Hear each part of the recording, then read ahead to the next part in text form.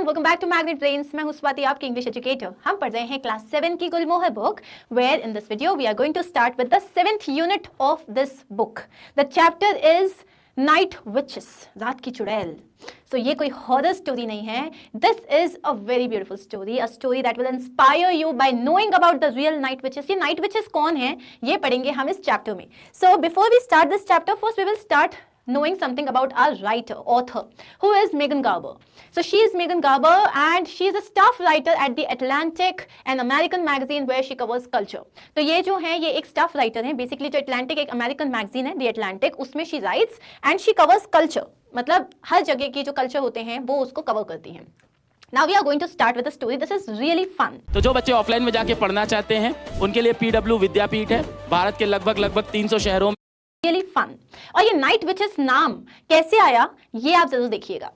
It was the spring of 1943 at the height of World War II. So 1943 के spring के time की बात हो रही है, जब हाइट ऑफ वर्ल्ड वॉर 2, मतलब जब वर्ल्ड वॉर 2 जो था वो एकदम अपने एक्सट्रीमिटीज पे था, मतलब जब भयंकर तबाही मची हुई थी। A war from 1939 to 1945, world war 2 चला था 1939 से 1945 तक, in which many countries fought, the Soviet Union and Germany were on opposite sides, जिसमें बहुत सारी कंट्रीज फाइट किया। सोवियत यूनियन और जर्मनी दो ऑपोजिट साइड्स पे थी। So two pilots, members of the Soviet Air Force, were flying their planes, Polikarov PO2, built mainly of plywood and canvas over a Soviet railway junction. अब दो pilots थे जो कि सोवियत एयर फोर्स के members थे and they were flying their planes. उनके planes का नाम था Polikarov PO2 और ये जो planes थे mainly plywood और canvas के बने हुए थे और ये सोवियत रेलवे जंक्शन के ऊपर से उड़ रहे थे। Their passage was on its way to being a routine patrol. मतलब इनका जो ये रास्ता था, जो रूटीन पेट्रोल होता है, जैसे वॉर्स वगैरह होते हैं तो रूटीन पेट्रोल चेकिंग होती है। पेट्रोल का मतलब क्या होता है? An act of going round an area to see that there is no trouble. So जैसे पुलिस जो होते हैं, पेट्रोल पुलिस, मतलब जो सिर्फ चेक कर रही होती है कि जैसे अगर कहीं पे कर्फ्यू लग गया है, अगर कहीं पे कोई चीज बैंड है तो पुलिस चेक कर रही होती है वहां कोई हलचल तो नहीं हो रही। तो इनका काम सिर्फ ये था, एक रूटीन पेट्रोल करना था इनको। Until the pilots found themselves face to face with a collection of German bombers.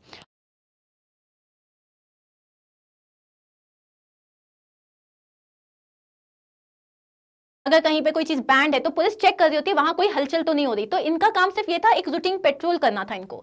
Until the pilots found themselves face to face with a collection of German bombers. और ये जो दो पायलट्स थे, इन्होंने, ये तो सिंपल एक पेट्रोल पे निकले थे, लेकिन they found themselves face to face with German bombers, 42 of them. और इन दो पायलट्स के सामने 42 जर्मन बॉम्बर प्लेन्स थे। The pilots did not want anyone piloting a plane made of plywood would do when faced with enemy aircraft and enemy fire. They ducked. अब उन pilots को पता था कि यहाँ पे वो कुछ नहीं कर सकते, because उनके जो planes थे, they were made up of plywood, and वो किसी भी तरीके से जो है enemy को face नहीं कर सकते थे, तो they ducked. enemy fire को तो face नहीं कर सकते थे, तो they ducked. वो नीचे की तरफ झुक गए। They sent their planes into dives. तो उन्होंने अपने planes को dive mode में डाल दिया, shooting back directly into the center of the German group. और उन्होंने वहां से shoot किया directly German group के center में। The tiny planes flaminence was in some ways an advantage. Their maximum speed was lower than the stall speed of the Nazi planes. अब क्या हुआ, ये planes बहुत छोटे थे। Flaminence का मतलब क्या होता है? weakness and thinness. तो वो जो थे वो पतले से थे, वो जो planes थे वो बहुत पतले थे, लेकिन उसकी वजह से उनकी स्पीड बहुत ज्यादा थी as compared stall speed of the Nazi planes. Stall speed का मतलब होता है the slowest speed in which an aircraft can maintain steady flight. Okay, the tiny planes was in some ways an advantage to their maximum speed was slower than the stall speed of the Nazi planes. उनकी जो maximum speed थी, अब वो dive कर रहे थे, तो इनकी जो maximum speed थी वो Nazi plane की slowest speed से भी कम थी। Meaning that the pilots could maneuver their aircraft much more quickly and easily their attackers. मतलब ये जो pilots थे, they could maneuver. Maneuver का मतलब क्या होता है? Move और turn in a skillful and controlled manner. अब उनकी जो speed ज़्यादा थी नहीं, तो वो लोग बहुत easily move कर पा रहे थे, turn कर पा रहे थे in a skillful way, you know, as compared to their attackers. उनके attackers बहुत ज़्यादा speed में थे, तो उनके लिए बहुत difficult था, लेकिन इनके लिए बड़ा easy था move करना।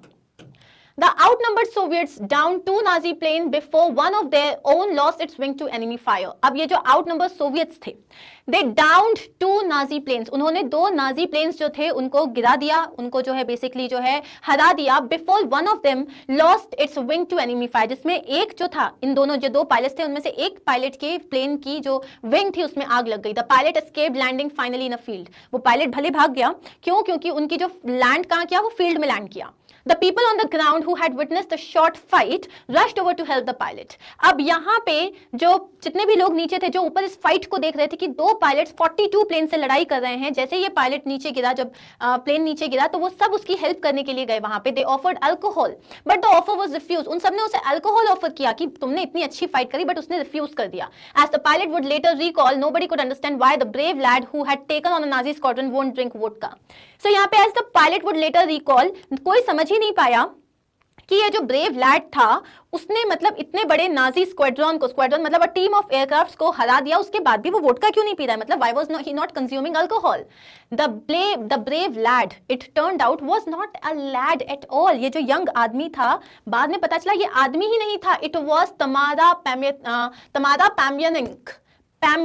Pamyaninck. Okay, T is silent here. So Tamara Pamyaninck, one of the members of the 588th Night Bomber Regiment of the Soviet Air Force, it was a woman.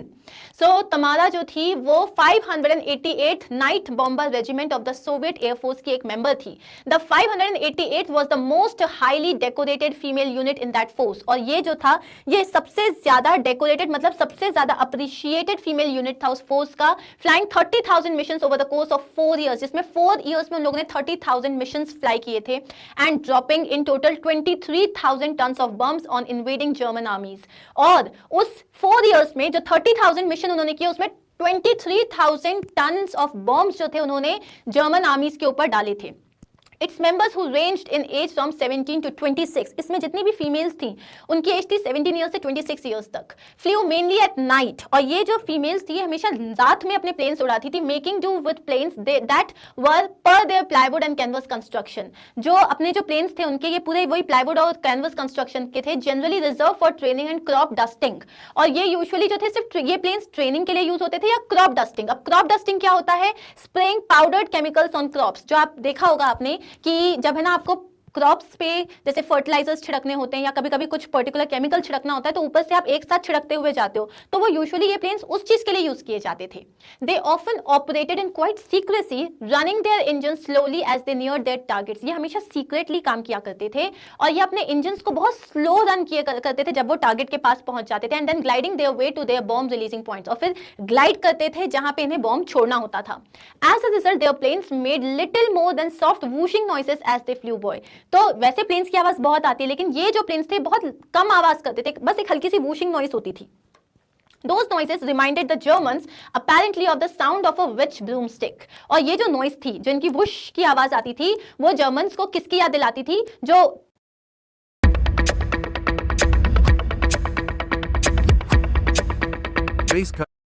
जो चुड़ैल होते हैं ना, विचेस जो अपनी Bloom stick में बैठ के जाते हैं, तो उनको उसकी याद दिलाती थी. So the Nazis began calling the female fighter pilots नाश्तेसन मतलब क्या होता है? Night witches. तो नाजीज जो थे उनको नाइट विचेस बुलाने लग गए.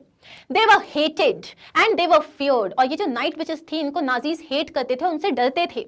Any German pilot who downed a witch was automatically awarded an Iron Cross.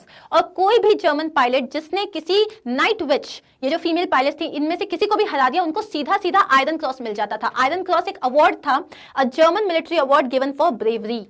The night witches were largely unique among the female fighters and even the female flyers of World War II. अब ये जो night witches थे, they were largely unique. ये female fighters में बहुत अलग थे और World War II में भी इनका एक बहुत ही अलग रोल था. Other countries, the US among them, may have allowed women to fly as members of their early air forces. Those women, however, served largely in support and transport roles. बाकी की जो कंट्रीज थी, even US में, मतलब उन्होंने women को fly करना allow कर दिया था, लेकिन मेजरली वो लोग क्या करते थे? वो लोग सपोर्ट और ट्रांसपोर्ट रोल्स में अपना जो था मतलब प्ले करते थे वो रोल्स को. जो Soviet union was the first nation to allow women to fly combat missions to be able essentially to return fire when it was delivered. Soviet union वो पहला नेशन था जिसने वुमेन को फाइट करने के लिए अलाउ किया था to return fire when it was delivered. मतलब अगर आपके ऊपर किसी ने बॉम्ब डाला है या किसी तरीके से फायर करा है तो आप उसके ऊपर अटैक करोगे, इस चीज के लिए अलाउ किया था. These ladies flew planes, they also dropped bombs. इन्होंने सिर्फ planes नहीं उड़ाए, इन्होंने bombs भी drop किए. One of the most famous of the night witches, Nadezhda Popova, a commander of the squad who flew in total to 852 of its missions, passed away in 2013. अब ये जो पूरी नाइट विचेस में से जो सबसे ज्यादा फेमस थी, one of the most famous, वो थी Nadezhda Popova. Okay, she was a commander of the squad जिन्होंने टोटल 852 मिशंस जो थे वो उनको सर्वाइव किया था. She passed away in 2013. She was 91 and obituaries that resulted, और ऑबिचुरीज का मतलब क्या होता है, newspaper reports informing people of someone's death. तो जैसे ऑबिचुरी मतलब जो न्यूज़पेपर में रिपोर्ट आती है कि ये आदमी अब नहीं रहे, तो जो शोक संदेश होता है, तो ऑबिचुरीज जो थे they resulted in celebration of a life and the legacy largely no unknown to many of us around the world. उसमें लोगों ने सेलिब्रेशन लिखा था, that you know it was a life that was supposed to be celebrated and legacy दे के जा रहे थे. legacy मतलब जो वो अपने बाद छोड़ के जाते हैं. Legacy largely unknown to many of us around the world, हमें से बहुत सारे लोगों को उनके बारे में पता भी नहीं था. Serve as a reminder of the great things the female flyers accomplish. उनकी लेगेसी में वो छोड़ के जा रही थी अपनी कामयाबी और इतना जो उन्होंने अचीव किया था फीमेल फाइटर्स ने, फीमेल फ्लायर्स ने जो अकम्प्लिश किया था. Things made even more remarkable considering the limited technology that was available to the women. और ये सारी चीजें ज्यादा रिमार्केबल थी उस वक्त. कंसिडर करो कि उस वक्त इतनी टेक्नोलॉजी भी नहीं थी और वुमेन को तो बिल्कुल टेक्नोलॉजी वहां पे उस वक्त मिलती भी नहीं थी. The witches they took the name given by the German as a badge of honour. उन्होंने बोला हाँ हैं हम चुड़ैल, मतलब अगर कोई हमसे डर रहा है तो ये हमारे लिए गर्व की बात है. Flu only in the dark. अब ये सिर्फ रात में प्लेन्स उड़ाते थे. Because of the weight of the bombs they carried and the low altitudes eight which they flu. अब ये क्यों रात में सिर्फ उड़ाते थे, बिकॉज इनके जो बॉम्ब्स थे वो बहुत हैवी होते थे और ये लो ऑल्टीट्यूड में मतलब कम हाइट पे ये अपने जो प्लेन्स थे वो उड़ाते थे, इसलिए सिर्फ रात में निकलते थे. They carried no parachutes. अब यहाँ पे सबसे बड़ी बात है, सपोज कुछ हुआ and they have to jump, they had no parachutes. They had no radar to navigate their paths through the night skies, only maps and compasses. Usually अगर आपको पता होगा कि प्लेन्स में रडार्स होते हैं जो आपको बताते हैं, नेविगेट करने के लिए हेल्प करते हैं, एयर ट्रैफिक कहाँ है कितना है, लेकिन उनके पास कोई रडार नहीं होता. तो ऐसा रडार क्या है, एक इंस्ट्रूमेंट जो बताता है कि ग्राउंड में कोई ऑब्जेक्ट कहाँ पे है या एयर में कोई ऑब्जेक्ट कहाँ पे. उनके पास वो नेविगेट करने के लिए होता ही नहीं था, सिर्फ उनके पास मैप्स होते थे और कंपास होते थे एंड उनको सब कुछ अज्यूम करते हुए करना पड़ता था. If hit by bullets, their craft could burst into flames like the paper planes they resembled. अब ये कैनवस के बने होते थे, लकड़ी प्लाईवुड के बने होते थे, तो अगर उन्हें बुलेट लग गई तो उनमें 2 मिनट में आग लग जाएगी, जैसे पेपर प्लेन्स जल जाते हैं. Which was not a small concern. और ऑब्वियसली अगर एक भी बुलेट लगी उनका प्लेन जो है वो वहीं के वहीं जो है फूक जाएगा, तो ये एक बहुत बड़ा कंसर्न था. Almost every time Popova was once recalled we had to sail through a wall of enemy fire. और वो बता रही थी, जो पोपोवा है उन्होंने अपने बारे में बताया था कि हर बार हमको एक वॉल ऑफ एनिमी फायर से गुजरते हुए निकलना पड़ता था. क्यों? क्योंकि अब अटैक करेंगे तो इन पे काउंटर अटैक तो होगा ना, तो इनको एक वॉल ऐसा लगता था सामने पूरे जो है एनिमी खड़े, उनको निकलते हुए जाना पड़ता था. Their missions were dangerous, they were also as a secondary challenge unpleasant. तो इनके मिशन डेंजरस होते थे और बिल्कुल प्लेजेंट नहीं होते थे. Each night in general 40 planes each crewed by 2 women, a pilot and a navigator would fly 8 or more missions. हर रात को 40 प्लेन्स निकलते थे जिसमें हर प्लेन में 2 फीमेल्स होती थी, एक नेविगेट करती थी, बताती थी किधर जाना है, और एक उस प्लेन को चलाती थी. और वो लोग कम से कम 8 to 9 मिशंस जो थे एक रात में करके आते थे.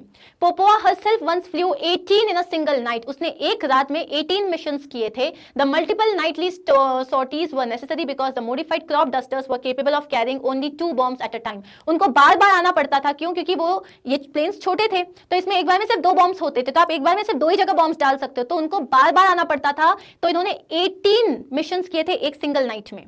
The women's uniforms were hand me downs from male pilots. इनके पास खुद के यूनिफॉर्म भी नहीं थे, जो मेल पायलट्स जो पहने हुए कपड़े होते थे वो इनको दिया करते थे. And their planes had open cockpits, leaving the women's faces to freeze in the chilly night air. इनके cockpits covered भी नहीं थे, मतलब जो आगे से जो होता है वो covered तक नहीं थे, जिसकी वजह से जो chilly winters में इनके जो face थे वो freeze हो जाते थे. But then they still went out. When the wind was strong, it would toss the plane. अगर wind बहुत ज़्यादा strong होता था तो plane पूरा toss हो जाता था. Popowa noted. In winter, when you would look out to see your target better, you got frostbite. Winters में अगर आप बाहर देख रहे हो कि आपके टारगेट को आपको अच्छे तरीके से देखना है, तो उस विंटर की वजह से frostbite हो जाता था. frostbite मतलब जहाँ पे एक पर्सन के फिंगर्स या ईयर्स या जो नोज है वो पूरा स्वॉलन हो जाता है because of extreme cold. Our feet froze in our boots but we carried on flying. हमारे जो बूट्स के अंदर हमारे पैर फ्रीज हो जाते थे, लेकिन हम फिर भी फ्लाई करते थे. Once after a successful flight, which is to say a flight she survived, Popova counted 42 bullet holes studding her little plane. एक बार एक सक्सेसफुल फ्लाइट के बाद जब वो लोग वापस पहुंच गए, तो एक फ्लाइट जिसमें वो बच गई, जिसमें वो सर्वाइव कर पाई, पोपोवा ने बताया कि उनके प्लेन को 42 बुलेट्स लगे थे. There were also holes in a map. उनके मैप में भी होल्स हो गए थे. And in a helmet.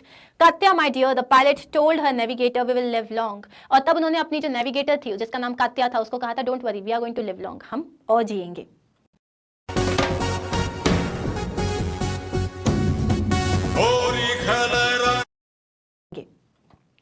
Despite all this bravery, however, the female fighter pilots initially struggled to earn the respect of their brothers in arms. इतनी bravery दिखाने के बाद भी जो female pilots थे, initially they had to struggle किससे respect लेने के लिए, ब्रदर्स इन आर्म्स, मतलब वही सोल्जर्स जो उन्हीं के साथ लड़ रहे हैं लेकिन मेल हैं, उनकी रेस्पेक्ट नहीं मिलती थी उनको. The Night Bomber Regiment was one of three female fighter pilots units created by Stalin at the insistence of Marina Raskova, an aviation celebrity who was essentially the Soviet Amelia Earhart. अब यहाँ वो क्या बोल रहे हैं, जो night bomber regiment, ये जो पूरा रेजिमेंट बना था, ये जो पूरी टुकड़ी बनी थी, was one of three female fighter pilots units. ये जो थी 3 फीमेल फाइटर प्लैनेट्स ने एक यूनिट बनाया था, क्रिएटेड बाय स्टालिन. स्टालिन कौन है? Joseph Stalin was a very powerful leader of the Soviet union. उस वक्त के एक बहुत बड़े पॉलिटिशियन थे, लीडर थे वो. At the insistence of Marina Raskova. अब मरीना रस्कोवा जो कि एक एविएशन सेलिब्रिटी थी, उनके कहने पे ये टुकड़ी बनाई गई थी. The Soviet, she was like the Soviet Amelia Earhart. Amelia Earhart एक फेमस अमेरिकन पायलट थी and the first woman to fly across the Atlantic Ocean by herself. और उनके लिए ये जो थी मरीना रस्कोवा ने जो था उनके नाम पे ये बनाया था. Raskova trained her recruits as pilots and navigators and also as members of maintenance and ground crews. तो उनके पास अब जितने भी women आते थे सीखने के लिए, वो उनको pilots की तरह रिक्रूट करते थे, navigator की तरह रिक्रूट करते थे और even ground maintenance जो ground crew होता है उसके लिए भी रिक्रूट करते थे. She also prepared them for an environment that preferred to treat women as bombshells rather than bombers. उन्होंने उन women को प्रिपेयर किया हर तरीके से.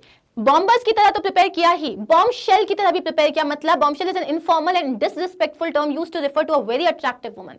तो उन्होंने उनको बोला कि बॉम्बर्स की तरह तुम बॉम्ब शेल्स की तरह रेफर हो. One general male initially complained about being sent a bunch of girlies instead of soldiers. एक बार एक मेल सोल्जर ने कहा, क्या हमारे पास एक लड़कियों का टुकड़ा भेज दिया instead of calling them soldiers. But the women and their flimsy little crop dusters and ill-fitting uniforms and their 23,000 tons of ammunition soon proved him wrong. लेकिन ये जो women का टुकड़ा था, जिनमें वो उनको कैसे गंदे से प्लेन्स दिए हुए थे, क्रॉप डस्टर प्लेन्स दिए हुए थे, उनके ill-fitting uniforms थे, लेकिन जब उन्होंने 23,000 टन के जो बॉम्ब्स थे जब डाले, तब उसने उस आदमी को wrong proof कर दिया. And they did all that while decorating their planes with flowers and using their navigation pencils as lip color.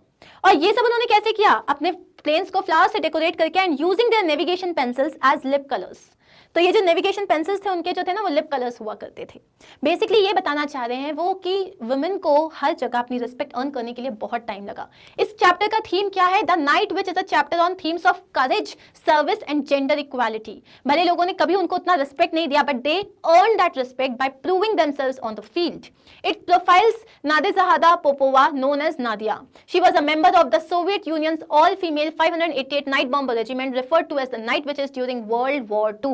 तो इसमें हमने सबसे ज्यादा बात करी है नादिया की, जो कि 588 नाइट बॉम्बर रेजिमेंट की एक मेंबर थी सोवियत यूनियन की, और जिन्हें नाइट विचेस कहा जाता था. अब इस चैप्टर का मैसेज क्या है? Courage, determination and patriotism do not require gender to show.